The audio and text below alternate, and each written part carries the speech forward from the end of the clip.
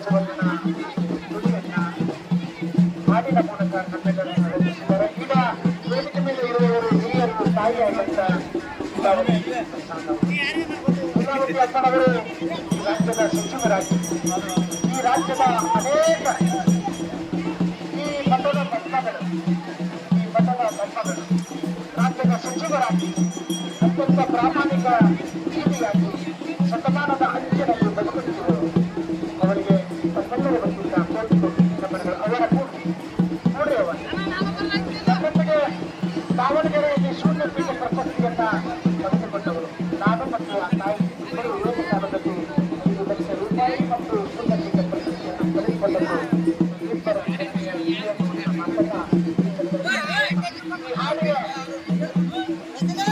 ಮಾತನ್ನ ಬಡವಾಳ ಸ್ವಾಮಿಯವರು ಜಾನಪದ ಹಾಡುಗಾರರು ಅನೇಕ ಜಾನಪದ ಪುಸ್ತಕಗಳನ್ನು ಬರೆದು ನಾಡಿನಾದ್ಯಂತ ಅನೇಕ ವಿಚಾರಗಳನ್ನು ಪ್ರಸ್ತುತಪಡಬಹುದು. ಮತ್ತು ಅವರು ಗರ್ಭಿಸ್ತಾ ಇದ್ದಾರೆ ಬಹಳ ಸುಂದರವಾಗಿ ಅವರ ಜೊತೆಗೆ ತಾಳಕ್ಕೆ ತಾಳ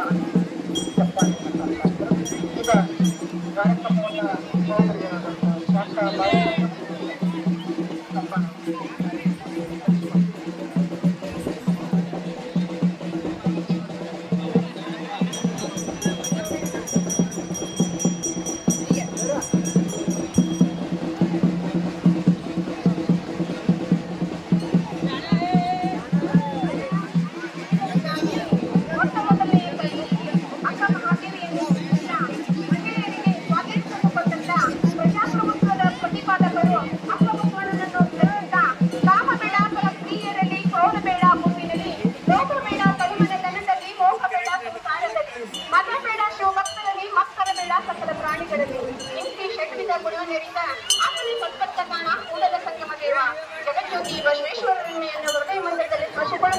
ಇವತ್ತಿನ ಈ ಕಾರ್ಯಕ್ರಮದ ಶ್ರೀ ವಿರಕ್ತ ಮಠ ಲಿಂಗೇಶ್ವರ ಹಾಗೂ ಜಿಲ್ಲಾ ಮತ್ತು ತಾಲೂಕು ಕನ್ನಡ ಸಾಹಿತ್ಯ ಪರಿಷತ್ತು ವಿಜಯಪುರ ಸಂಯುಕ್ತಾಶ್ರಯದಲ್ಲಿ ನಡೆದಂತಹ ವಿವಿಧ ಕಾರ್ಯಕ್ರಮಗಳು ನಡೆಯುವುದನ್ನು ನೋಡ್ತಾ ಇದ್ದರೆ ತುಂಬಾ ಸಂತೋಷ ಆಗ್ತಾ ಇದೆ.